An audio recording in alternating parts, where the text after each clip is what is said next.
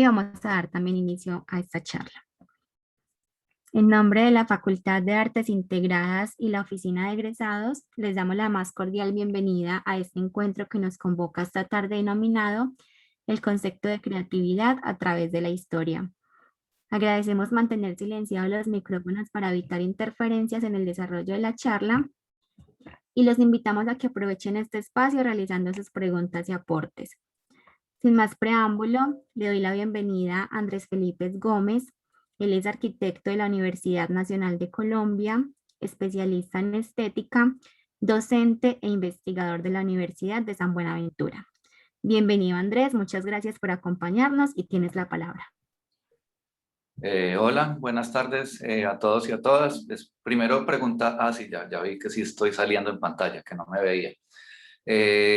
Nada, primero entonces agradecerles por la invitación, ¿cierto? Primero que todo, y agradecer también a las personas que están aquí acompañándonos el día de hoy. Espero pues estar más o menos a la altura de la situación y de las circunstancias, ¿cierto? Y de las expectativas de pronto que puedan llegar a tener. Bueno, pues para empezar, bueno, primero que todo creo que voy a de una vez a compartir la pantalla.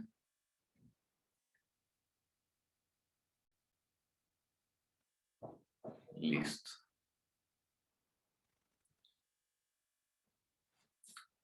Bueno, no sé si se ve la pantalla sola, perdón, o se ve también como lo que tengo a la derecha yo, que son como mi cámara y esas cosas, para ver si lo minimizo. No, solo podemos ver la pantalla, la diapositiva. Ok, listo, muchas gracias. Bueno, entonces, como les venía diciendo, ¿cierto? Para empezar, pues yo creo que es importante de pronto hacer un par de, no sé si aclaraciones, observaciones, ¿cierto? Porque, insisto, desde las expectativas mismas que se puedan tener y cómo tratar de no defraudar en exceso, pues, como esas expectativas. Pues, cuando me invitaron a dar esta pequeña charla o como la queramos entender, ¿cierto? Esta conversación sobre creatividad, pues yo fui el que de alguna manera incluso yo mismo propuse la idea bueno, démosle un enfoque como desde la historia del concepto de la creatividad.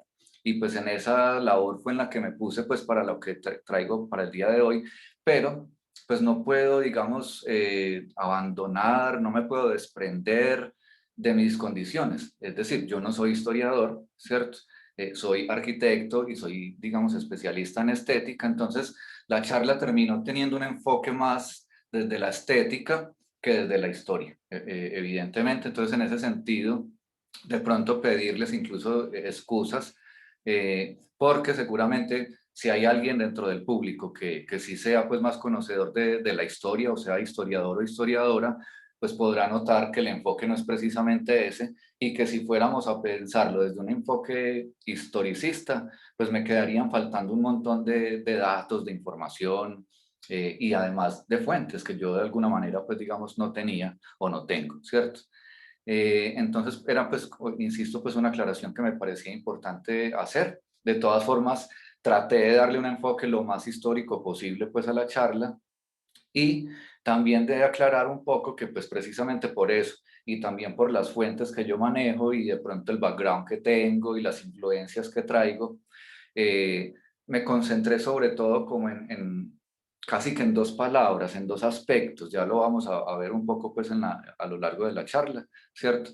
Pero me fui concentrando un poco como en una dualidad, digámoslo así, ¿cierto? En una manera dual de entender la creatividad o la creación porque digamos también que pues para hacer este tipo de ejercicio se tiene uno que valer no solamente de la historia, sino incluso del lenguaje, ¿cierto? Y de ver, bueno, qué palabras hemos utilizado y utilizamos para expresar esta idea, ¿cierto? Que hoy llamamos creatividad.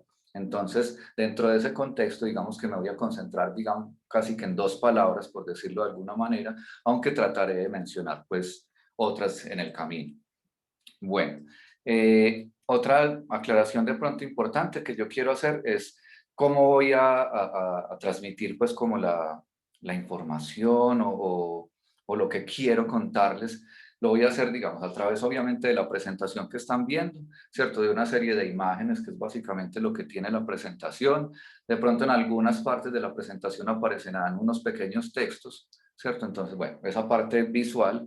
Y por el otro lado, pues el discurso que yo tengo preparado, que pues, a ver, esto es un poco, digamos, casi que yo lo venía pensando mucho desde estos últimos días, sobre todo antes de estar acá, y que sabía que ya se me aproximaba pues la fecha, era bueno, me invitan a hablar sobre creatividad y eso ya de entrada conlleva como unas cargas, digámoslo así, ¿cierto? Unas condiciones casi que implícitas. Entonces, bueno, entonces si uno va a hablar de creatividad, pues tendrá que ser creativo, ¿cierto? Y eso puede generar pues parte de un poco el enfoque que yo quiero darle, pero digamos lo que hasta casi que sería contradictorio lo que voy a plantear. Entonces, por un lado son las imágenes, la parte visual, y por el otro lado el discurso, que esa parte va a parecer, digamos, un poco más rígida, porque voy a basarme sobre todo pues, en un texto que tengo ya escrito, ¿cierto? En un guión que me va a permitir, o que espero que me permita, pues no desfasarme demasiado o no terminar en una deriva demasiado grande, ¿cierto? De todas formas voy a tratar en la medida también de lo posible y de que vea que el tiempo me esté dando, de ir interrumpiendo esa lectura para que no se haga tampoco tan densa, ¿cierto? Y de pronto en algunos casos comentar lo que estamos viendo en la imagen, no necesariamente en todos. Bueno, entonces, para ya darle inicio a esto y dejar el preámbulo, pues yo finalmente decidí cambiar incluso, digamos, casi que el nombre de la charla. Si bien la tarjeta de invitación hablaba del concepto de creatividad a través de la historia, pues terminé dándole este título, que es Donde el caos se confunde con la nada. Para mí, digamos que en esa pequeña frase de entrada se condensa en gran medida lo que yo alcanzo a entender en este momento de mi vida, a mis 44 años de edad, que es creatividad y cómo la vivo, y digamos, y la vivencio yo mismo. Entonces, casi que la frase, insisto, pues encierra mi propia definición de creatividad. Para mí la creatividad sería ese lugar donde el caos se confunde con la nada.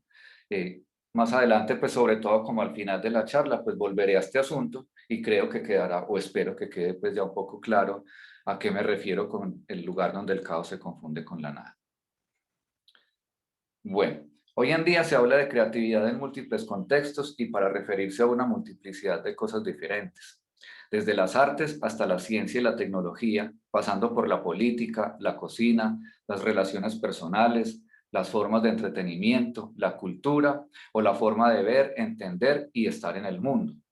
Parece ser que todos están hoy de acuerdo, o estamos, ¿cierto?, en que puede hablarse de creación en el contexto de la humanidad, pero ¿en verdad se puede hablar de creación en términos humanos o, por el contrario, solo se puede hablar de creación en términos divinos o naturales? Bueno, pongo ahí como ese primer punto de partida. De eso pues voy a tratar de desenmarañar este asunto de, bueno, ¿qué es qué es la creación? Por tanto, ¿qué es la creatividad? Y hasta dónde el ser humano pues es parte de esa idea. Porque pues como trataré de mostrar, no siempre se ha entendido que el ser humano es un ser creativo. Eh, y todavía incluso podríamos, creo yo que seguimos en ese mismo debate, ¿cierto? Si el ser humano es o no un ser creativo, o si la creatividad es un atributo exclusivo para quienes sean creyentes en un ser superior de Dios, ¿cierto? O para quienes de pronto no sean creyentes en ese ser superior, pero crean en la naturaleza, en la ciencia, pues sería la naturaleza misma la que tendría esa cualidad de ser creativa. Bueno, lo que estamos viendo en la pantalla en este momento, digamos que es como una especie, entre comillas, de cadáver exquisito individual. No sé si esa sea una buena expresión, ¿cierto? Fueron una serie de preguntas, como se pues, percibe de entrada, ¿cierto? Que me fueron surgiendo a mí en el proceso de elaboración de esta charla y de la presentación misma, ¿cierto? Entonces, es un poco desordenado, simplemente fui poniendo las cosas como iban apareciendo, digamos, durante el proceso, y terminó constituyéndose como esta especie, insisto, de cadáver exquisito individual, o de especie de QTAP, ¿cierto? Que es una cosa que me gusta mucho a mí también, de hecho. Entonces, les leo. Tiene como dos lecturas, o intenté darle dos lecturas también ahí, desde una perspectiva bastante dada o surrealista, ¿cierto? De encontrar multiplicidad dentro de la unidad, por decirlo así, o al revés. Entonces dice, ¿qué es la creatividad? Es la creación, es una caja negra, una caja blanca, es una caja, es un acto divino, es poder, es una necesidad, es atreverse a imaginar lo que se quiere hacer, es una deriva, es un arrebato, es inspiración. La creatividad es una laguna, es una pregunta, es una duda. Bueno, esa última parte, esa última frase que además ya no es una pregunta, sino una afirmación, de hecho estoy parafraseando a José Luis Pardo, ¿cierto? Él define los espacios o el espacio de esa manera, como una laguna, una pregunta, una duda. Entonces lo que yo hago ahí es pues, parafrasearlo y llevarlo al terreno de la creatividad. Y el otro texto, digamos, el que está ahí como intertexto de este que acabo de leerles, es un texto pues ya ahí sí más surrealista, más dada, más caótico, ¿cierto? Es crea vida, crea, negra, una caja. Es una caja, es un acto deep, dicer. Ese di debería ser de, ¿cierto? Pero pues tampoco voy a cambiar todas las cosas, ¿cierto? Es un acto dicer.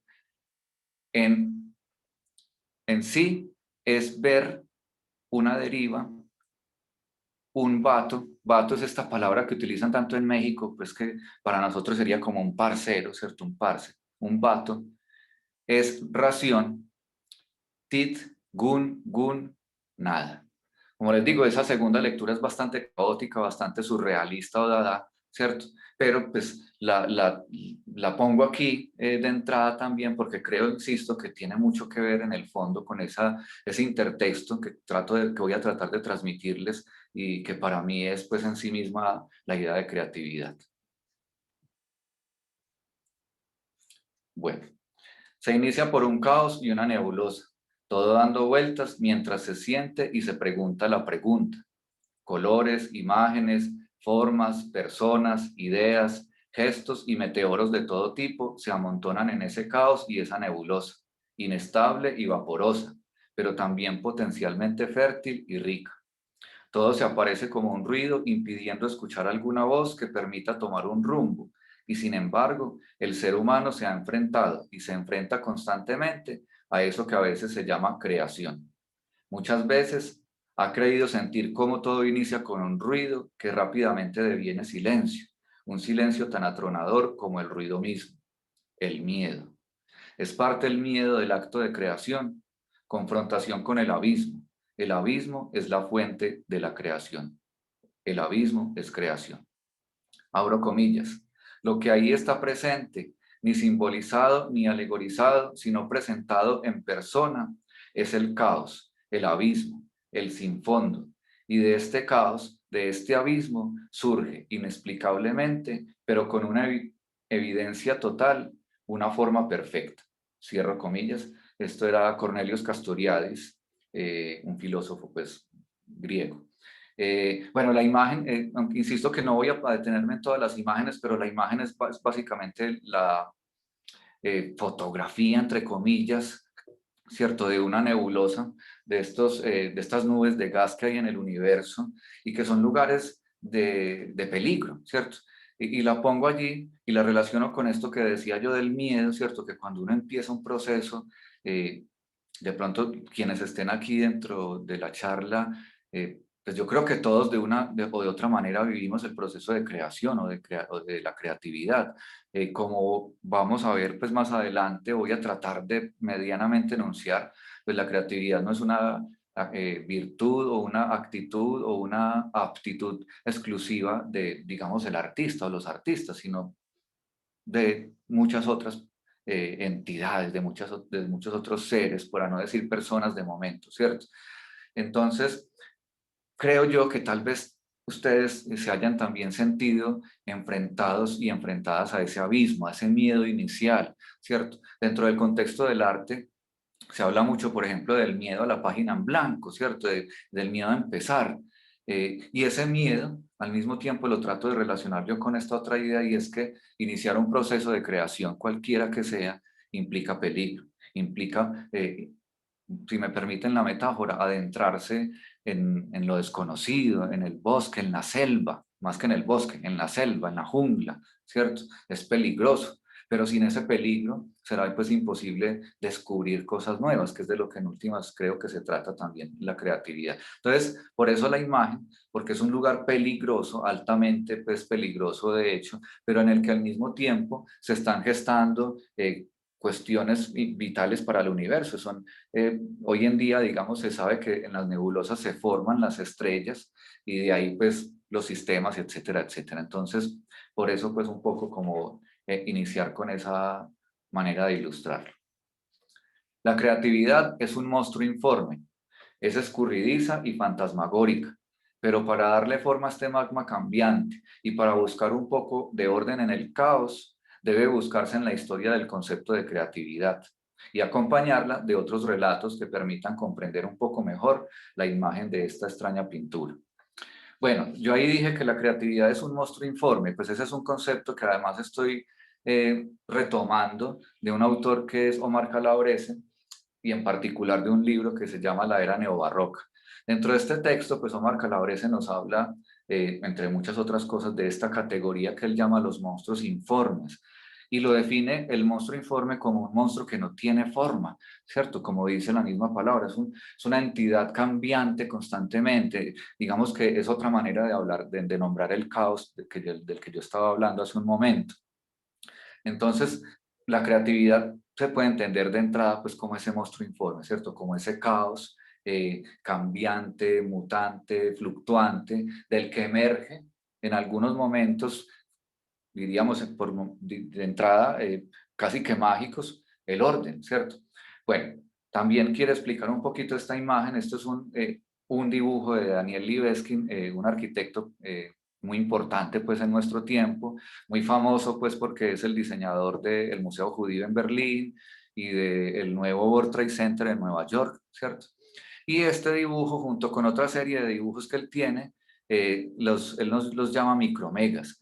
Y en alguna entrevista que le hicieron para una revista de arquitectura, él explicaba que cada vez que cada vez que él se encuentra sin ideas para crear un nuevo edificio, para iniciar un nuevo proyecto, lo que sea, vuelve a estos dibujos, donde lo que hay es un caos, evidentemente, pero es un caos que está constituido por, cuando uno empieza a ver en detalle, ¿cierto? Y por lo menos a ver en detalle y con el lenguaje del arquitecto, se da uno cuenta que está hecho de puros elementos arquitectónicos, casi que de las palabras y letras con las que se escribe la arquitectura: ejes, muros, columnas,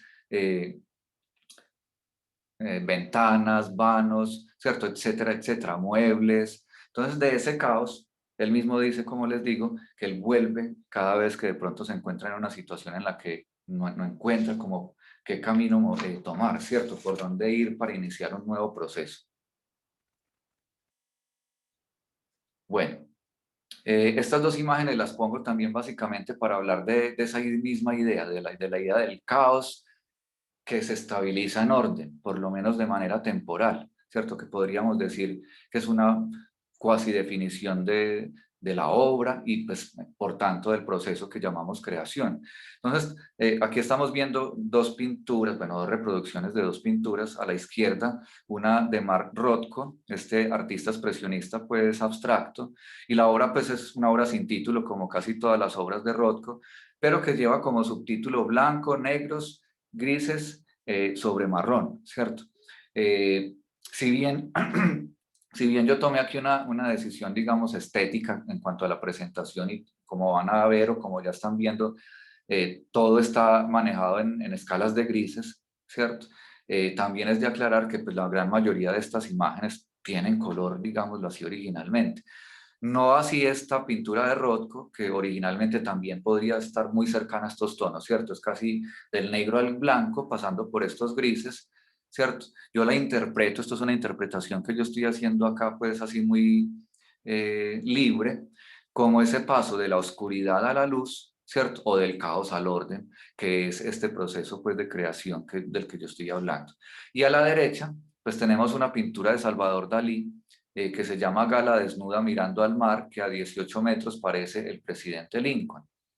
Entonces, bueno, nosotros no podemos alejarnos los 18 metros, además no tenemos la imagen en el tamaño real ni con los colores reales, pero creo que se alcanza a entrever que esa ventana por la que ella está mirando, aquí se ve pues el cuerpo de Gala de espaldas, mirando por una especie de ventana con una forma como de cruz, ¿cierto? Está hecha a partir de cubitos, de casi cuadritos o cubitos que van del negro al blanco, ¿cierto? En esta misma idea de Rothko. De hecho, Dalí, que nunca, pues, o a excepción de unas cuantas veces practicó, digamos, la vertiente abstracta del arte, en algún momento llegó a decir de esta pintura en particular que era su homenaje a Rothko, ¿cierto? Que era su manera de interpretar lo que Rothko hacía. Entonces es como una mezcla entre lo abstracto y lo figurativo, ¿cierto? Ese montón de cuadraditos negros, grises y blancos, pues en nuestro caso, si entornamos los ojos o si nos alejamos lo suficiente, pues vamos a ver que es como una imagen pixelada del rostro del presidente Lincoln. Entonces es lo mismo, es un caos, pero cuando yo pongo la suficiente atención, aparece el orden. Bueno. Según André Leroy-Gourhan, fundamentalmente dos acontecimientos definieron una bifurcación crucial en la historia del surgimiento de la humanidad tal y como se la entiende hoy, que hicieron que los homínidos comenzaran a devenir en Homo sapiens. Uno de ellos tuvo que ver con el cambio de perspectiva y posición relativa de la cabeza y los ojos con relación al resto del cuerpo y a la posición corporal en general. El otro es la liberación de las patas delanteras, brazos, ¿cierto? Hoy en día, pues brazos. Lo primero le permitió al ser humano no solo acceder a una perspectiva diferente sobre el paisaje y el territorio, sino también usar su cerebro de nuevas formas, permitiéndole abstraer y simbolizar el mundo y la realidad, creando así un doblez imaginario que reinventa el mundo desde adentro hacia afuera. Ya no ve solo cosas y por tanto desorden en el mundo, sino que también ve signos y por tanto orden. Del otro lado, de la mano con esta nueva capacidad de simbolizar, la especie humana se encuentra con que no solo puede coger y abrazar el mundo y los objetos, sino que también puede hacer de estos un otro para su utilidad, pero también para su comodidad y para su embellecimiento. La sociedad entre mano y cerebro le permite no solo ver utilidad en los objetos que pueblan el mundo tal y como están o como está el mundo, ¿cierto? Sino transformarlos para acomodarlos mejor y cada vez más a su antojo y necesidad. Segundo doblez técnico que reinventa el mundo de afuera hacia adentro, creando la cultura y la artificialidad. Otra nueva forma de orden o del orden que trae confort y seguridad para el recién nacido sapiens. Aquí existe ya entonces una primera forma de creación y originalidad humanas, pero desde el principio hay mucho de misterio o irresuelto dentro de ellas, puesto que no se sabe exactamente qué llevó a que todos estos factores se sumaran para permitirle comenzar a crear. Y tampoco se sabe si aquel que era el humano entonces ya tenía alguna palabra, algún signo o algún sonido para nombrar la creatividad. Entonces, me detengo aquí también un breve instante, ¿cierto? A ver, lo que quiero decir con este fragmento es que no solamente la creatividad acompañaba al ser humano desde sus orígenes, sino incluso que es que el ser humano no sería humano sin esa capacidad creativa, sin esa capacidad de transformación del mundo, ¿cierto? Como decía, no sé si es José Luis Pardo, o es José Luis Pardo citando a otro autor, en este momento no recuerdo muy bien, el ser humano no se adapta al mundo y a la naturaleza, sino que adapta la naturaleza a sí mismo, la moldea, pero al mismo tiempo la naturaleza lo está moldeando. Entonces, insisto, es difícil de saber, es como la pregunta del huevo y la gallina, ¿qué fue primero, cierto? Primero nos hicimos Homo sapiens y después empezamos a ser creativos, o primero nos hicimos creativos y eso nos convirtió en Homo sapiens, ¿cierto? Es un poco esa ambigüedad que hay allí Pero, pues insisto, pues básicamente lo que quiero dar a entender es que sin creatividad no existiría el ser humano como lo entendemos hoy en día, ¿cierto? Y que no es algo exclusivo ni de nuestra cultura, ni de la modernidad, ni de los griegos, ni etcétera, etcétera, sino algo que nos es común, ¿cierto? Y que nos ha formado de muchas maneras. Además, también es de pronto de anotar aquí esta otra idea que como, digamos, como nos suele suceder a los seres humanos, cuando hay algo que no entendemos y que no somos capaces todavía de conocer del todo, pues recurrimos al mito, ¿cierto? A la metáfora para tratar de explicarla y de explicárnosla, ¿cierto? Entonces estos orígenes de la creatividad serían orígenes mitológicos, podríamos decir hoy, ¿cierto? Orígenes que están entreverados con el mito y con la leyenda. Por eso pongo también esta imagen, ¿cierto? Esta pintura de Baburen, que es pues una pintura de Prometeo siendo encadenado por Vulcano. Pues para no extenderme tampoco aquí en el cuento y en el mito griego, pues básicamente creo que es de dominio casi que universal en nuestra cultura este mito, ¿cierto? La idea de que Prometeo eh, nos se da cuenta que los dioses al repartir los dones y virtudes entre todos los seres vivos nos dejan a los seres humanos indefensos, somos débiles, no somos los más inteligentes ni los más rápidos, ¿cierto? Estamos como muy desprovistos ahí en la naturaleza, entonces Prometeo dice, pues si los dejamos así van a perecer, van a morir, hay que equilibrar un poco esta situación, se roba, abre la caja de Pandora, ¿cierto? Y se roba de allí el fuego y la técnica, el fuego que representaría más bien la técnica y el lenguaje y nos los entrega a los seres humanos. Y eso es lo que de alguna manera pues nos permite sobrevivir dentro de ese mito. Pero miren que eso, lo que nos entrega son precisamente dones de la creatividad, ¿cierto? La artificialidad, que es una de las características que tiene el ser humano. Por eso decía yo hace un momento, ¿cierto? Que de esta manera pues antropológica, como describe Leroy Burhan, desde la biología, ¿cierto? Vamos creando la cultura, que es básicamente lo que caracteriza pues al ser humano. Y sabemos que Prometeo es castigado por los dioses por haber cometido, digamos, este delito, este crimen, y lo condenan, pues básicamente a ser encadenado, ¿cierto? Y en una montaña, todos los días o todas las noches, no recuerdo en este momento, llega un buitre, le devora las entrañas, ¿cierto? Es decir, lo mata, se lo come vivo, y al otro día Prometeo vuelve a resucitar y otra vez el buitre se le come las entrañas y así por la eternidad. Entonces, casi que dentro del mito también está esa idea que de pronto hemos sentido muchas veces de esa culpabilidad por ser creativos, ¿cierto? Incluso sigue siendo un debate ético y bioético, ¿cierto? ¿Hasta dónde debe llegar el ser humano con su capacidad creadora? Entonces está pues eso allí presente desde pues mucho tiempo, ¿cierto? También un poco esta imagen va a esa idea pues que les decía ahorita de que la creatividad nos ha acompañado desde el origen y que es la que nos ha dado forma. Pues yo pude haber traído aquí muchos ejemplos diferentes, ¿cierto? Alguna pintura de las cavernas de las Cox o de Altamira, que ya son tan conocidas. Preferí traer esta, que además es como de un contexto nacional y local, ¿cierto? Esto es un petroglifo, pues no sé si se ve muy bien, pero aquí hay unas marcas en la piedra, ¿cierto?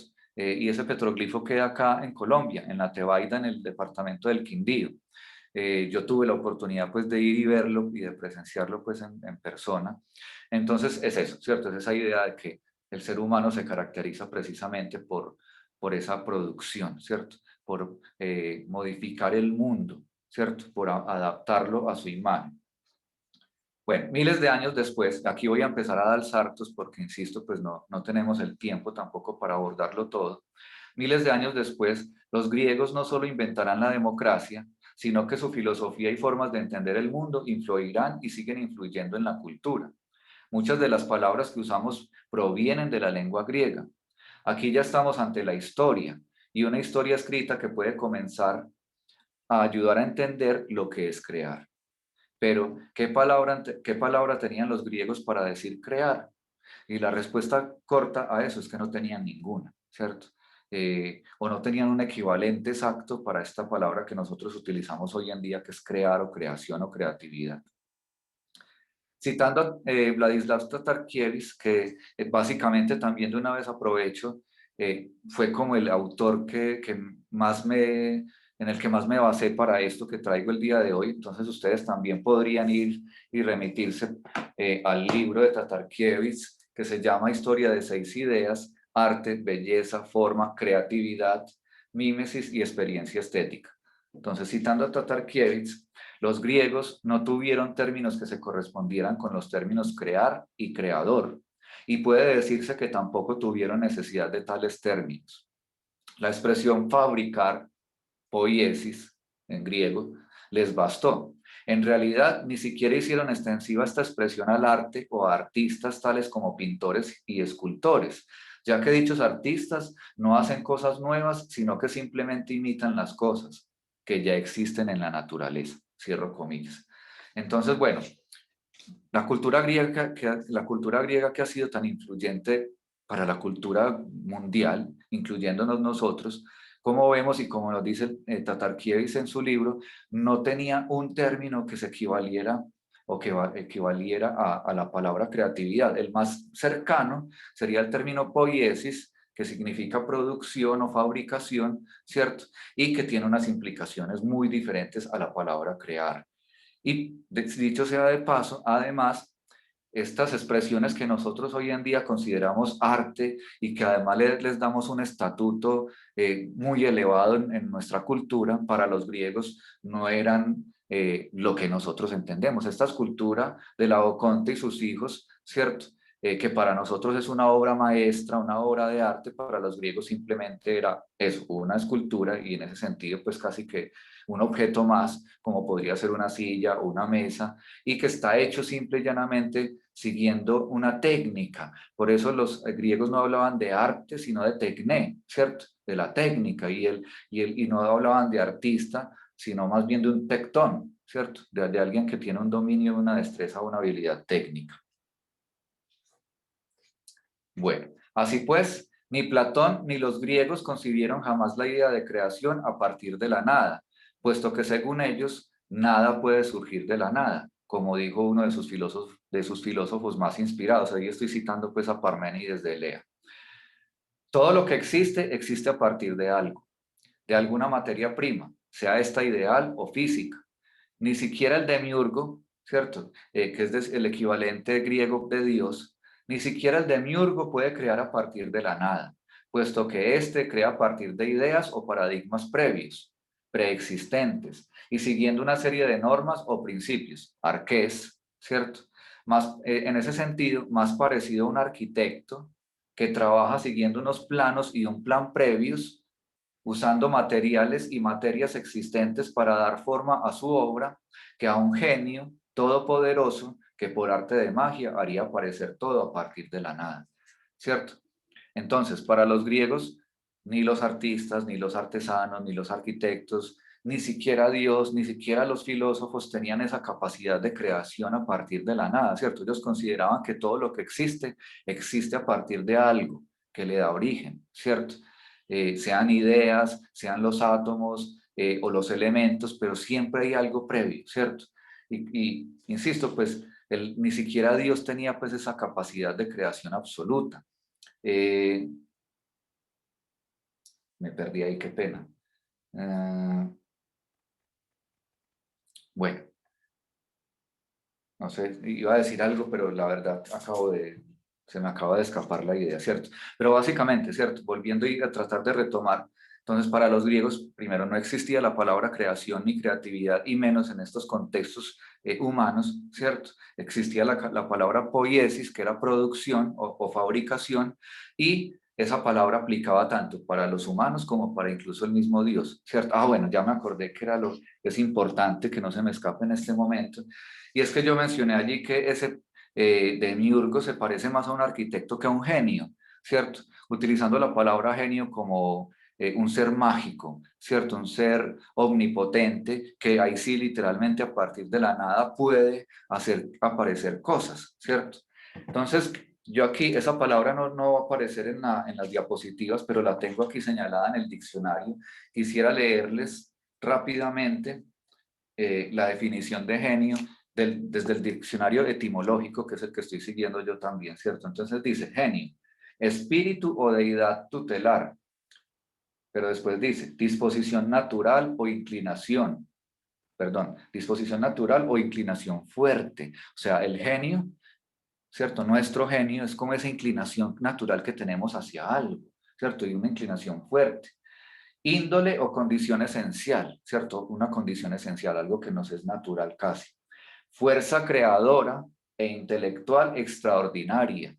O sea, básicamente eso también tiene como mensaje implícito que todos tenemos una fuerza creadora y original, ¿cierto? Pero que en este caso, perdón, intelectual, pero que en este caso sería extraordinaria, más allá de la norma. Persona que posee dicha fuerza, ese sería un genio, ¿cierto? Ahí ya muy en la definición kantiana de genio. Eh, Latín genius, que significa espíritu tutelar de una persona o de un lugar. Inclinación fuerte, talento, ¿cierto? O sea, la capacidad que tenemos para hacer algo. Viene del indoeuropeo genio, espíritu tutelar innato, cualidad innata, ¿cierto? Y la raíz gen, que está en genio, significa engendrar, ¿cierto? Entonces el genio es el que hace que algo nazca. Entonces, me parecía importante también esa acotación porque esa es una palabra que está directamente relacionada con nuestro tema y que yo no tengo pues aquí señalada explícitamente. Bueno, no es casual ni por azar que los griegos usaran para referirse al acto de creación o producción en su caso la palabra poiesis y que ésta haga referencia tanto a la producción en general como al arte de la palabra o a la poesía, ¿cierto? Incluso nosotros hoy en día seguimos diciendo poesía. Es una palabra que viene desde allá. Para estos, el poeta, o más bien el poeta inspirado, que ya vamos a ver esto también un poquito más, es incluso más libre a la hora de crear o imaginar mundos que el demiurgo mismo. Abro comillas, otra vez citando a Tatarkiewicz. Los griegos no asociaron al poeta con los artistas, ni tampoco la poesía con el arte. El poeta hace cosas nuevas, trae un nuevo mundo a la vida, mientras que el artista imita simplemente. El poeta no está sometido a una serie de leyes como lo están los artistas. Es libre en lo que hace. No existía un término que se correspondiera con el de creatividad y creador, pero en realidad se pensaba que el poeta era alguien que creaba y solo a él se le consideraba así. En ese sentido traigo yo esta imagen y no me voy a extender para expresar esa idea de libertad. Esta es una obra de Gordon Matta Clark. Gordon Matta Clark fue un arquitecto y los arquitectos, si algo tenemos poquito es libertad, digámoslo así, si nos pusiéramos en esta onda y a compararnos con el poeta, por ejemplo. Pero hay personajes como Gordon Matta Clark, ¿cierto? Que en esa búsqueda de libertad que está implícita dentro de la idea de creación, ¿cierto? Se salen de la norma también. Entonces, esta es una obra de él que se llama Splitting, lo que básicamente es cortar la casa por la mitad, ¿cierto? No tiene obviamente las intenciones de la arquitectura en el sentido convencional, entonces por eso pues, me parece un buen ejemplo de esa idea de libertad, que sería también una de las palabras relacionadas con el concepto central de hoy, ¿cierto? En este mismo tono, escribe José Luis Pardo en su libro sobre los espacios pintar, escribir, pensar. Poética remite a poiesis, lo que puede significar producción, trabajo, imitación, falsificación, simulación, invención. Trabajo, más bien labor, pero elaborar la tierra es labrarla, y labrarla es pintarla, tatuarla, maquillarla, cosmetizarla, ponerle una máscara, un disfraz, teñirla de sangre o de sudor, hincharla de signos, duplicarla, esconderla, ocultarla, suplantarla.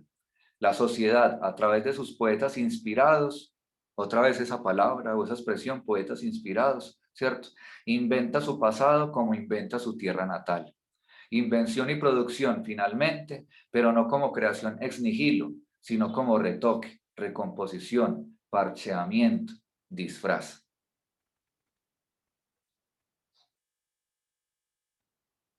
En ese sentido traigo esta imagen, ¿cierto? entendiendo también esta idea de poética que además nos transmite aquí José Luis Pardo en la cita que acaban de leer y que yo les acabo de leer, muy heideggeriano la idea aquí de poética y de creación, por tanto, ¿cierto? Entendida como ese labrar la tierra, ese cultivar, ese sembrarla de alguna manera, ¿cierto? Por algo también la palabra cultura y cultivar vienen de la misma raíz, finalmente es la misma acción, ¿cierto? Es darle vida a algo. Entonces, esta es una obra que se podría considerar de Land Art de Walter de María, El campo de relámpagos, donde él labra, cultiva rayos, relámpagos, ¿cierto? Entonces, por eso pues me parece una buena imagen para ilustrar esa idea. Ahora bien, ¿en qué se diferencia producir de crear? Reside exclusivamente en el hecho de que la producción parte de algo y la creación de la nada, o residiría en algún otro lugar. Existen al menos, para explicar esto, voy a tratar de explicarlo de la siguiente manera. Existen al menos dos formas de producción, es decir, de poiesis. Las dos se encuentran en la poesía, pero no solo en ella. Se puede producir siguiendo y dominando una serie de reglas, en cuyo caso se es, voy a poner esta palabra entre comillas, se es un artesano, entre comillas, ¿cierto? Es una palabra que no encontré una mejor expresión, pero me parece delicado, pues también lo admito, ¿cierto? Decir que artesano es menos que otro, ¿cierto? Porque en últimas artista o artesano no son diferentes, pero para explicar lo que quiero explicar me sirve, ¿cierto? Un artesano en el sentido de una persona que solamente se limita a seguir normas, ¿cierto? A seguir una técnica y que no innova en ningún momento, ¿cierto? Que no pone ese genio de su parte. Entonces, alguien que imita y produce formas correctas a partir de un canon y que por más diestro que sea, se limita a repetir. Quedan allí detrás del cementerio esperando a los ubican. Se pueden cerrar el micrófono. Alejandro, Giovanni y Gracias. Se limita a repetir, a imitar. O se puede producir, esta sería la otra vertiente, a partir de un arrebato poético, ¿cierto? Se puede crear siendo, y aquí voy a utilizar una expresión, siendo un loco inspirado, para utilizar una expresión típicamente platónica. Platón es el que en uno de sus textos, que es el Ión, si no recuerdo mal, habla del loco inspirado, el poeta como un loco inspirado, ¿cierto? En cuyo caso, cuando uno produce de esa manera, ¿cierto? Como a través de ese arrebato o de esa locura inspirada, ¿cierto? En cuyo caso se puede crear mundos nuevos, ¿cierto? Ya no solamente se está repitiendo ni imitando, se puede crear mundos nuevos y fantásticos que conmueven y transportan a otro lugar, aunque no partan de la nada, ¿cierto? Pero en este caso no se es dueño ni consciente de lo que se crea, puesto que aquello que se crea no es obra humana, sino divina, es obra de las musas, como lo expresa Platón en su diálogo Ión. Abro comillas. La musa inspira ella misma a los hombres y después, a través de estas personas inspiradas, se extiende a otros. Los buenos poetas épicos no expresan los poemas que son bellos por medio del arte, sino como consecuencia de un arrebato de inspiración y posesión. No es a través del arte, o sea, de la técnica, ¿cierto?, como expresan estas cosas, sino por inspiración divina. Es Dios mismo quien habla y se dirige a nosotros a través de ellos. Esos bellos poemas no son ni humanos ni obra de hombres, son divinos y obra de dioses, siendo los poetas solo los intérpretes de los dioses. Cierro comillas, ¿cierto? Esta sería esa versión platónica de la que se aproximaría más al concepto que tenemos hoy en día de creación o de creatividad, ¿cierto? Esa idea de arrebato, de inspiración. De hecho, todavía se habla de eso y todavía seguimos utilizando la expresión, no estoy inspirado, no me vienen ideas, no me fluye, no viene la musa, ¿cierto? Entonces, es literalmente algo que me viene, es como una posesión, o sea, me posee un espíritu, un dios, una musa, un demonio o lo que sea, ¿cierto? No soy yo, es algo que me posee, entro en un trance, ¿cierto? Y a través de ese trance, ese dios o ese espíritu crea algo, produce algo. Y cuando yo vuelvo en mí mismo, está la obra ahí, pero yo no soy consciente de lo que hice, ¿cierto? Y por eso más allá de lo extremo de lo que estoy diciendo y del contenido casi que mitológico y mágico que conlleva, por eso es también cierto que muchas veces una persona creativa no es capaz de explicar lo que hizo o por qué lo hizo. Sabe que llegó allá, pero no tiene una explicación lógica para eso. Ahí está otra vez el genio, ¿cierto? El genio también implica esa idea de inconsciencia. Un poco como lo ilustra la pintura de Picasso, que se llama La Musa, donde vemos precisamente al artista dormido mientras la musa pinta, ¿cierto? Picasso era famoso porque supuestamente decía que él no creía en las musas de la inspiración, pero que sí existían, que lo encontraran trabajando. Entonces esto es un poco un manifiesto casi que irónico, sarcástico de Pablo Picasso, ¿cierto? Con respecto a esa idea de la inspiración. Como no, si es que a mí no me cuesta trabajo lo que hago, ¿cierto? Que también es un mito que hay en torno al creativo, como que es que todo le sale fácil y no sufre para nada, ¿cierto? Pero esta postura frente al acto de creación no solo es griega, también la comparten muchas otras culturas, así como muchos otros autores, algunos incluso desde el corazón mismo de la modernidad, muy especialmente Marcel Duchamp, el que tal vez sea el más transgresor, por lo menos desde mi punto de vista, de los artistas de las vanguardias artísticas, valga la redundancia, del siglo XX, quien expresa, abro comillas, el artista actúa como una especie de medium espiritista, que desde el laberinto, más allá del tiempo y del espacio, intenta encontrar su salida hacia un claro. Debemos negarle el estado de conciencia en el plano estético con respecto a lo que hace. Cierro comillas. ¿Cierto? Eso lo expresaba Marcel Duchamp en un texto, en una conferencia, que dio, que se llama El acto creador, precisamente. Entonces, para Marcel Duchamp, que además es artista, ¿cierto? Coincide con esta visión mitológica, chamánica, mágica del acto de creación como un acto de posesión, ¿cierto? El artista como un medium espiritista que se deja poseer por algo. Y por eso es que también eso queda claro un poco en las mismas obras de Duchamp. Obras como esta que estamos viendo, que son procesos que podían llevarle años enteros, ¿cierto? 10, 12 años de producción porque simple y llanamente estaba todo el tiempo esperando esa inspiración, ¿cierto? No era que él hoy voy a trabajar en esta obra, no, cuando le venía una idea iba y ponía algo allí, ¿cierto? Entonces es un proceso que implica también esa cuestión de, bueno, cuando venga, no cuando yo quiera, no porque lo estoy haciendo me va a salir algo, ¿cierto? Pasarán entonces otros 1000 años, y aquí doy otro brinco, y que llegue la Edad Media para que alguien use la palabra creación, creatio, pero para este momento, esta expresión se comienza a usar para designar algo que modela que se modela o se origina a partir de la nada. Perdón, retomo aquí porque leí mal. Pasarán otros 1000 años y que llegue la Edad Media para que alguien use la palabra creación, creatio. Para este momento, esta expresión se comienza a usar para designar algo que se modela o se origina a partir de la nada. Como de la nada parecen surgir las cortinas de baño y las obras del artista Óscar Muñoz, que parecen emerger de la nada y volver a la nada, pero que están relacionadas con el humor, el aliento, con ese soplo caliente que da vida y que finalmente no están hechas de nada, sino de algo, de soplo, de aliento, ¿cierto? De pellejos, de apelmazamientos, de pieles que se rozan y se tocan unas con otras, de pasiones y de inclinaciones, de comportamientos estéticos y afectivos, ¿cierto? Esta idea que también está incluso en la Biblia, ¿cierto? De cómo Dios le da forma al mundo o crea el mundo con un soplido, ¿cierto? El verbo hablar es soplar, y además cuando hablamos nuestro aliento sale caliente. Entonces, para que para poder crear algo se necesita ese calor que da vida, ¿cierto? Y es esta idea también de la creación como esa cosa etérea, fantasmagórica, ¿cierto? Que es casi que imposible de atrapar. Se pasa pues de la producción a la creación, pero ¿en qué terreno y de qué manera? Abro comillas. La expresión creatio llegó a designar el acto que Dios realiza creando a partir de la nada. Creatio ex nihilo, eso es lo que significa creatio ex nihilo, crear a partir de la nada o creación a partir de la nada.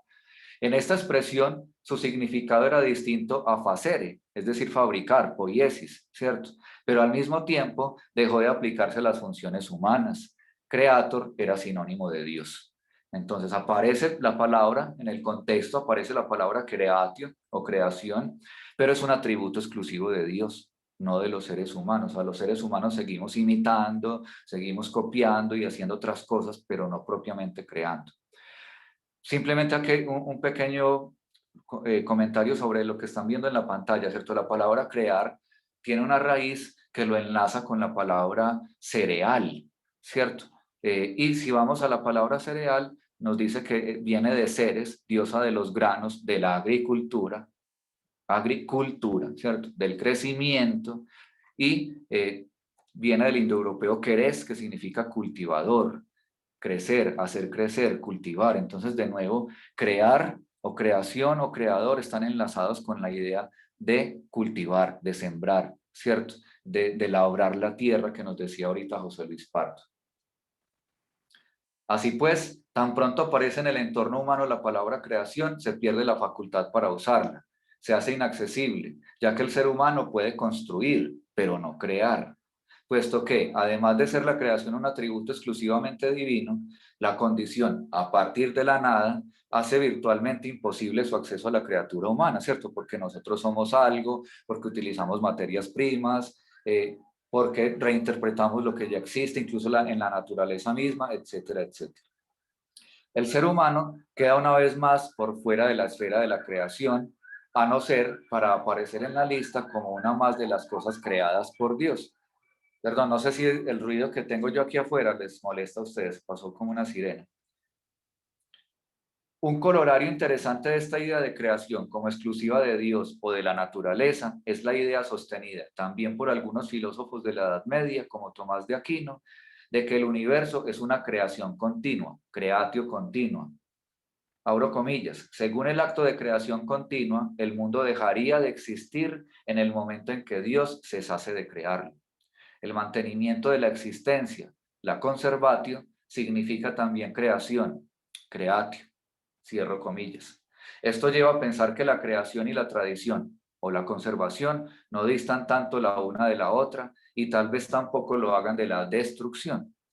Brahma, Vishnu y Shiva se entrelazan, se suceden y se seducen, danzan juntos una danza de la creación cósmica. Entonces, esta idea primero me lleva a mí a pensar en dos cosas. Una, es que sea divina o humana, la creación implica un proceso continuo y continuado. Y si se detiene, las cosas mueren, ¿cierto? Dejan de existir, deja de estar vivo algo. Y por el otro lado, ¿cierto? La idea de que una obra o un proceso creativo no empieza y termina cuando yo arranco digamos, en este caso una pintura y la termino, sino que es un proceso que está constantemente presente en la vida de un creador, ¿cierto? Entonces, por eso muchas veces los artistas dicen que toda su vida es la persecución de una única gran obra, ¿cierto? De una única obra, y que todo lo que hacen es perseguir esto. Por eso pongo esa imagen de Leonardo, porque pues además de que es famoso porque Leonardo no terminaba muchas veces sus obras, pues esta es una de ellas, La Adoración de los Magos, que es una obra en proceso, que muestra precisamente eso, ¿cierto? Que la creación es un proceso vivo, constante, continuo. Bueno, al llegar el Renacimiento y con él los tiempos y pensamientos modernos, artistas de todas las clases vinieron a reclamar su lugar como compañeros y semejantes del poeta. Abro comillas de nuevo, fueron conscientes de su independencia, libertad y creatividad propias. Los escritores del Renacimiento intentan dar voz a este sentido de independencia y creatividad, buscando la palabra acertada. Probaron varias expresiones, pero la creatividad no se incluyó por el momento. Cierro comillas. Entonces aparecen palabras como invención, ideación, preordenación o imaginación, que fueron palabras que acompañaron al artista para intentar expresar ese sentimiento, y aunque ninguna de ellas sea o implica propiamente la palabra creación, sí comparten todas el espíritu común de la libertad o la liberación. Fue entonces entre los siglos XVII y XIX cuando de alguna manera todo cambió. Hacia el siglo XVIII, el concepto de creatividad fue apareciendo con mayor frecuencia en teoría del arte. Iba unido al concepto de imaginación.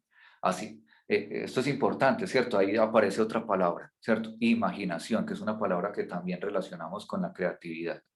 Asimismo, el concepto de imaginación está ligado al de memoria, a la capacidad de retener o a la condición humana de ser recipiente. Como en el mito de las Danaides, por eso la imagen anterior, el ser humano es un tonel, roto o agujereado, un tamiz que recibe los fluidos y también los filtra o los tamiza. Algo entra en nosotros y vuelve a salir, pero cuando sale, sale otro, alterado, recompuesto, parcheado, recreado, ¿cierto? Entonces aquí ya estamos acercándonos a la idea que, digamos, compartimos nosotros, entre comillas, hoy en día de creatividad, ¿cierto? Siguiendo el hilo conductor trazado por Tatarkiewicz, más tarde en el siglo XIX, el concepto de creatividad se transformó, el sentido de la expresión cambió y el requisito a partir de la nada desapareció. La creatividad, de acuerdo con esta nueva construcción, significaba la fabricación de cosas nuevas en lugar de fabricar algo a partir de la nada. Entonces ahí aparece este otro concepto también tan importante, lo nuevo, la novedad, ¿sí? Incluso lo original, ¿cierto? Que estaría otra vez de nuevo relacionado con el origen, con esa idea de algo que no existía, ¿cierto? Y por tanto vuelve a estar ahí muy presente la idea de que el creativo crea a partir de la nada, ¿cierto?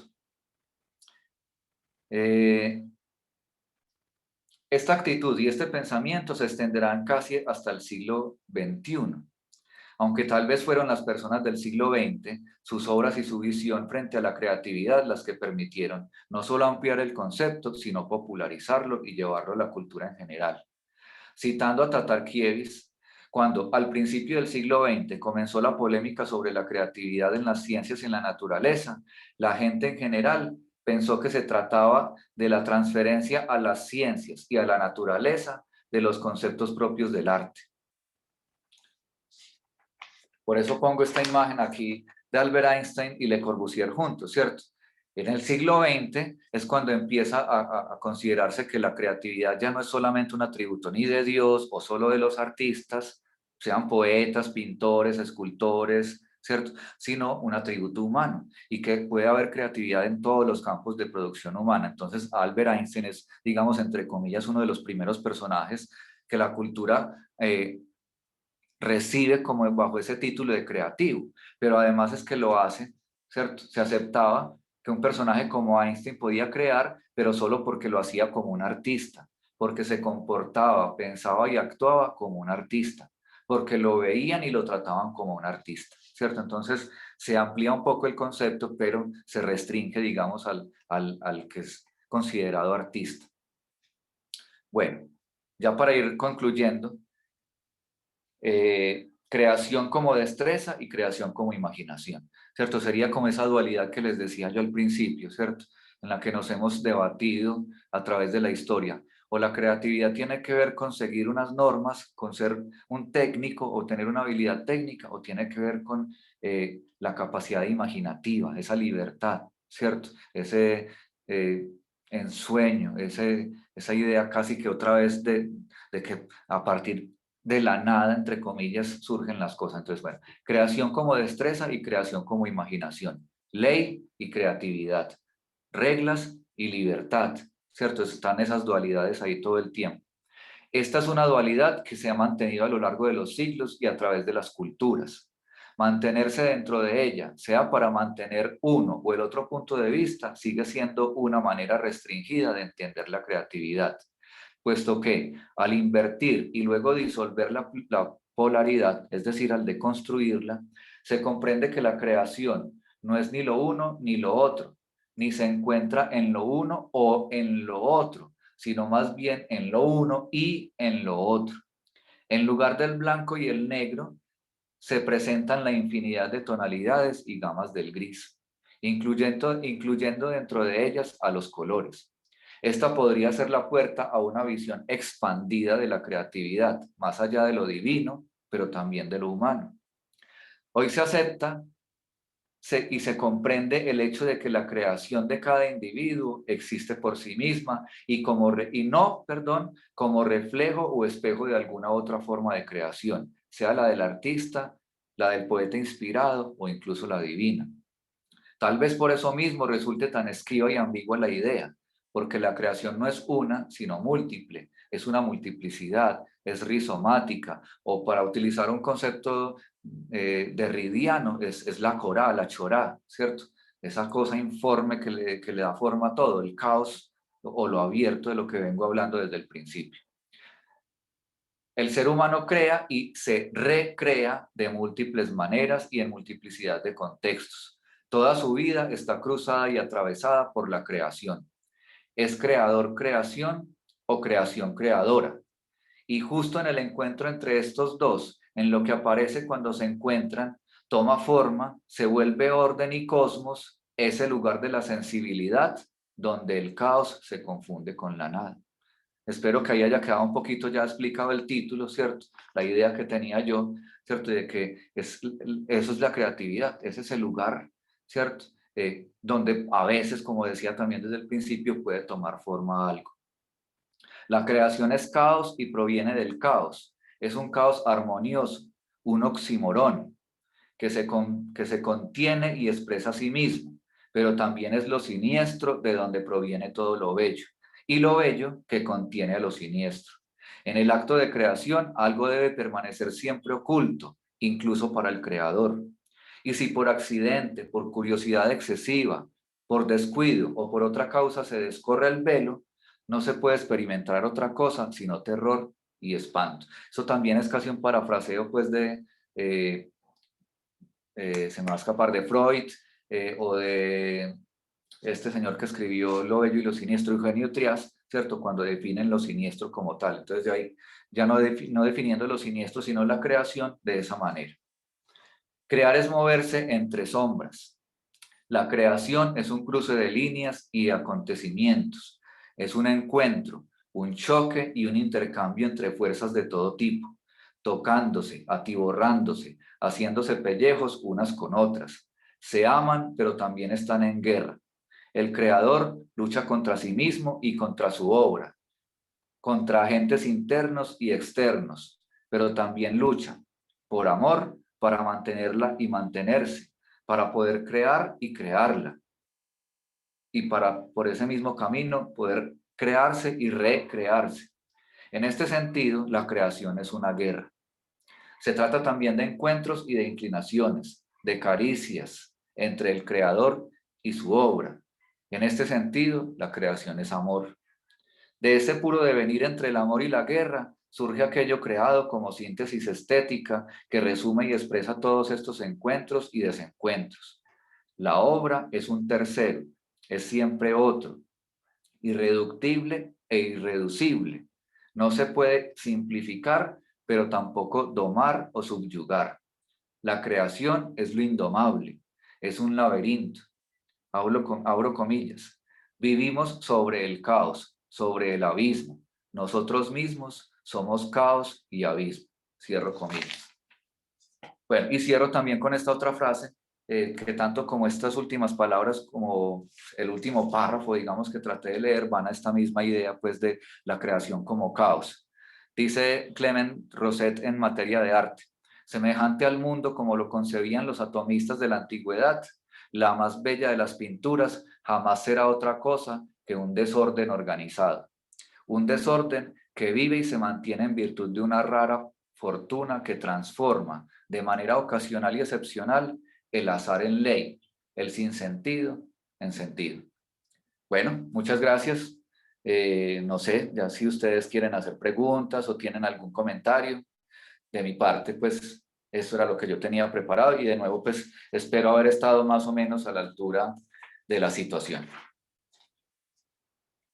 Bueno, mil gracias Andrés por hacernos este recorrido a través de los conceptos de creatividad. A partir de este momento entonces abrimos espacio de preguntas o también las personas que deseen complementar o realizar algún aporte.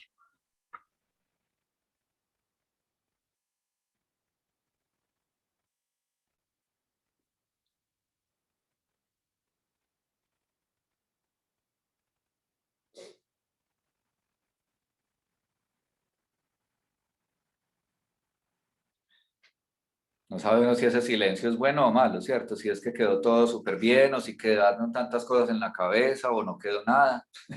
Espero que sea pues lo primero y que sea pues un silencio muy positivo.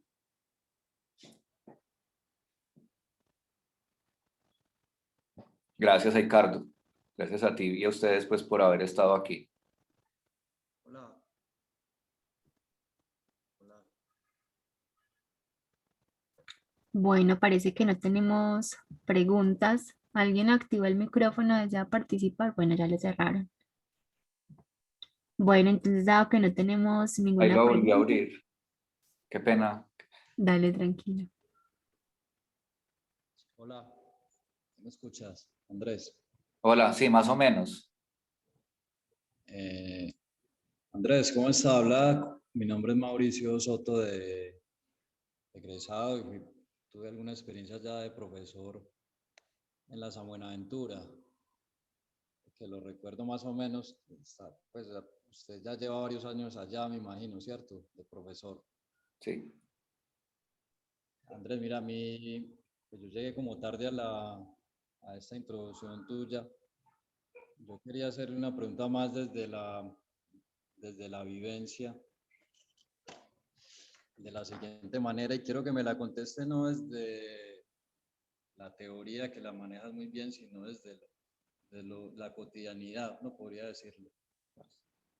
Que, ¿sabes yo cómo leo cuando he tenido oportunidad de viajar o de estar acá?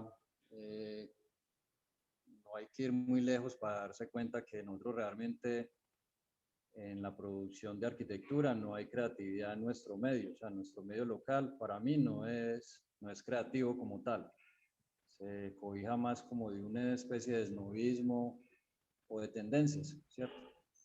Que según lo que esté ahorita en el mercado es lo que se produce, o si no estás fuera, ¿sí? O sea, no hay como unas tendencias. Medellín lo he criticado mucho porque me parece un pueblito muy chiquitico, donde todo el mundo se da cuenta de todo, donde pues cuando hablamos de creatividad, los creativos están 2 cuadras a la redonda del Lleras, bueno, que son los edificios que vemos ahí como ya ahorita como que... Entonces, mi invitación es, o más bien mi pregunta, o no sé si es pregunta, más el comentario es, qué importante que los que estamos como en el medio o los que queremos salir al medio, hablemos de estudiantes, no sé, leemos el valor a la historia, o sea, saber que lo que estás diciendo, que es que el conocer la historia del arte, de la creación, de la imaginación, como lo viste en algún momento, es tan importante como para saber dónde están realmente los creativos, ¿cierto? ¿Dónde están realmente esos ejercicios creativos en nuestro medio, en nuestra ciudad? Porque aquellos que abanderan como las tendencias, para mí que creo ser como conocedor de la historia del arte, o por lo menos de la historia de la arquitectura, tuve la oportunidad de tener esa formación también. Lo que yo digo, eso es lo que es un recalentado, eso es lo que es un relamido ya de muchas cosas que ya fueron hace muchos años, ¿cierto? Entonces uno se da cuenta que, por ejemplo, lo que son los premios de arquitectura o los que salen en revistas ahorita, eso no es más que seguir viendo la misma Coca-Cola con la hamburguesa, no sé, es ver más de lo que ya fue hace muchos años. Cuando usted coge y conoce como estos genios que mencionaste, eso se hizo hace mucho rato, ¿cierto? Cuando aquí llega, es muy curioso cuando uno tiene un cliente y llega y ¿cómo querés su casa? Ay, yo la quiero bien minimalista. La gente ignora qué es eso, ¿sí me entiendes? Y, ay, ¿cómo es minimalista? No, un cubo.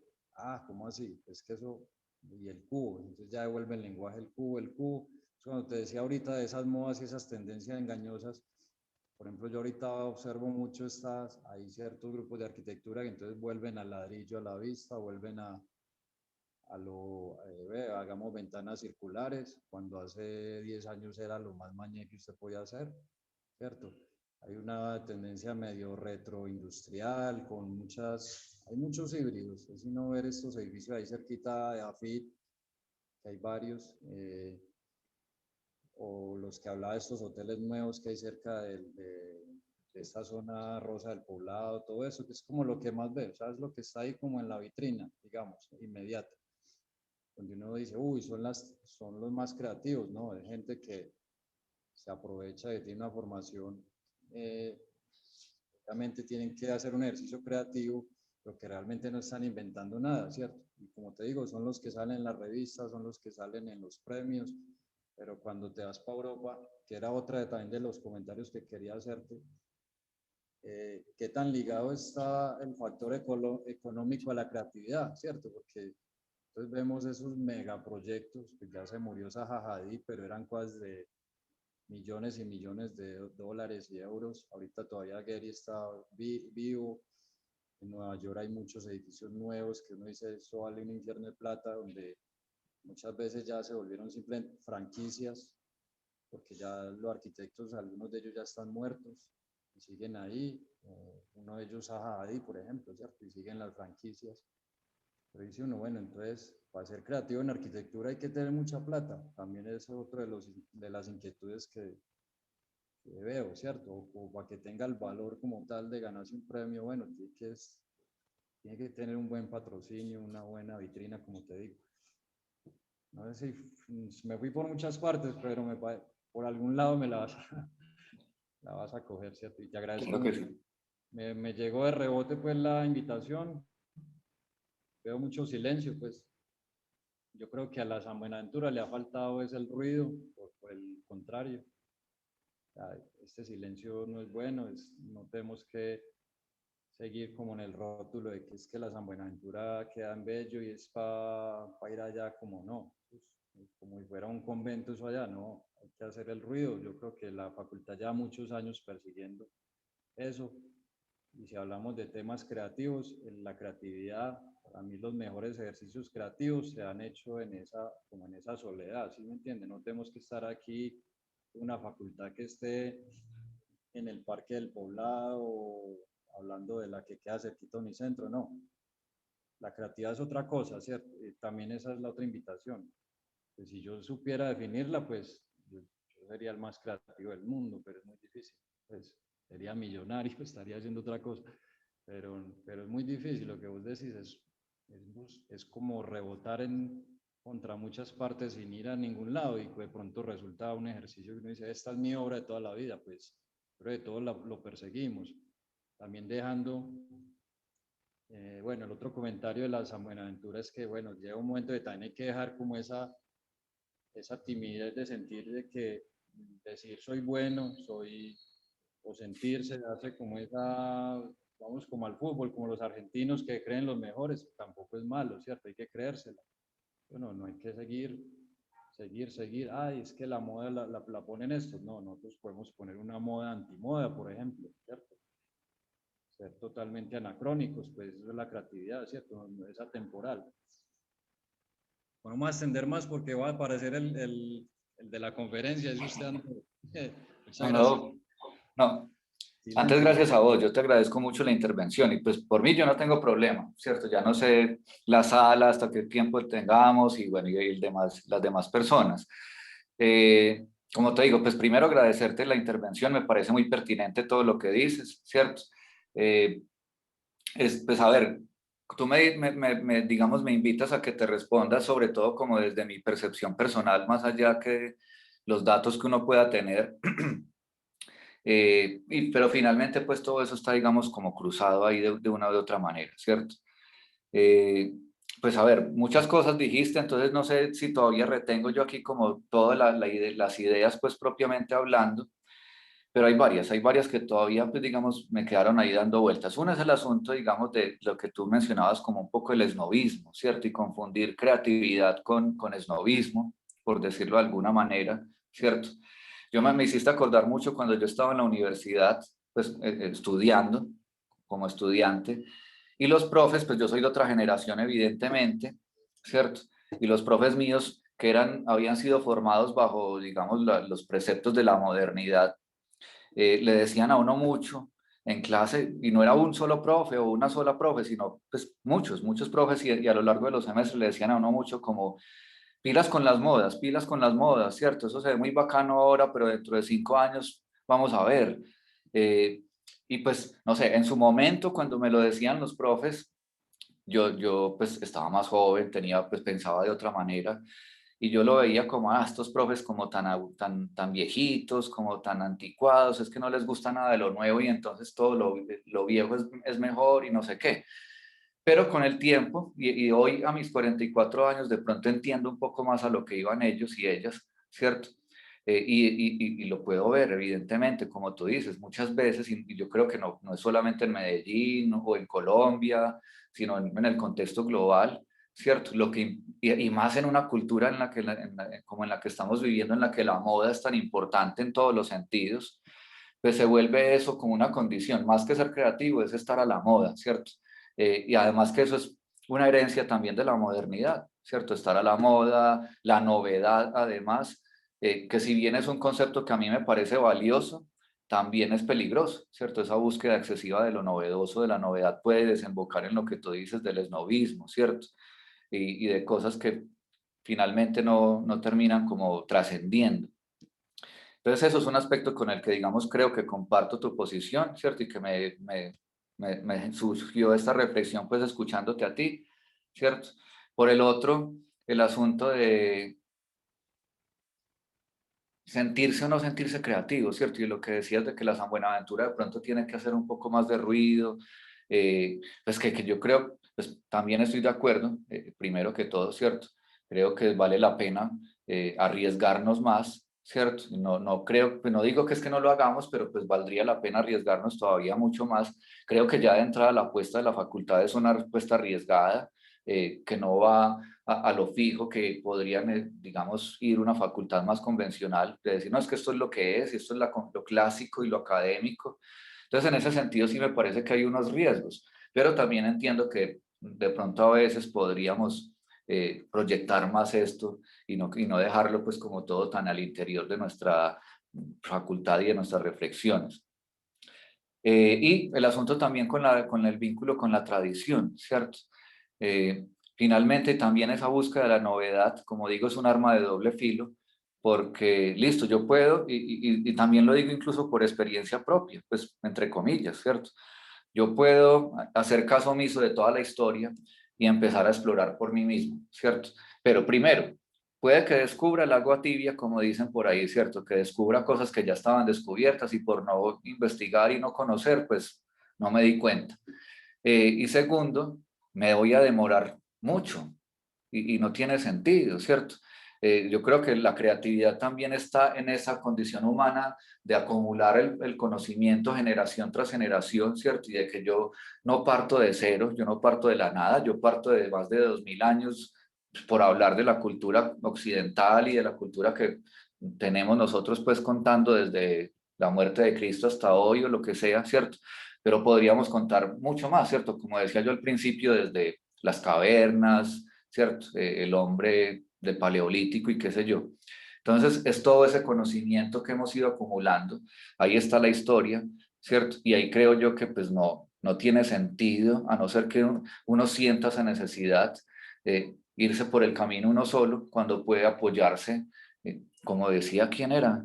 Era Newton, no me acuerdo quién era el que decía, en hombros de gigantes, ¿cierto? Para eso está también todo eso ahí, más allá de si son geniales en el sentido, porque esa es otra palabra que a mí me parece de doble filo, una palabra peligrosa, ¿cierto? Porque es que cuando se habla del genio también es como, no, es que esta persona no es normal y yo no puedo nunca aspirar a llegar a donde ella llegó, ¿cierto? Y eso coarta la creatividad de muchas personas, de muchísimas, pues uno como profe lo vive todo el tiempo, no, profe, es que yo no soy creativo, no, es que no sé qué, es cierto, porque estamos metidos en esa cultura en la que nos han inculcado que hay unos personajes excepcionales, ¿cierto? Y por eso es que, perdón, aquí ya meterse uno casi que con política, ¿cierto?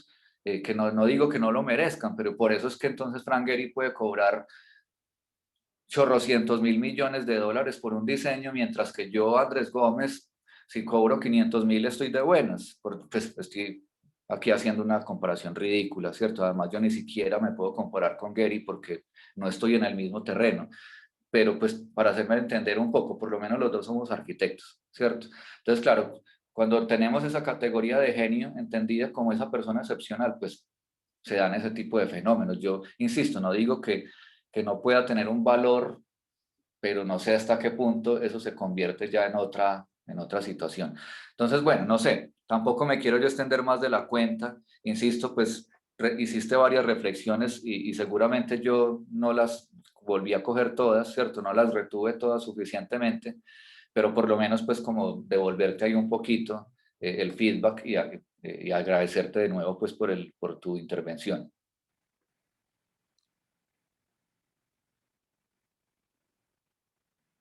Bueno, no sé si hay alguien más.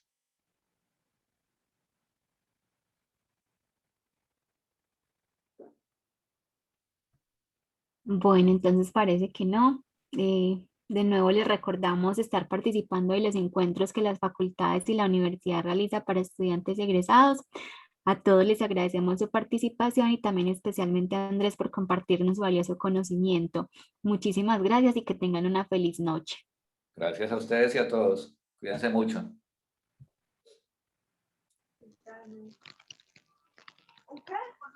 Muchas gracias. Ustedes. Perdón. Feliz noche. Uy, amor, usted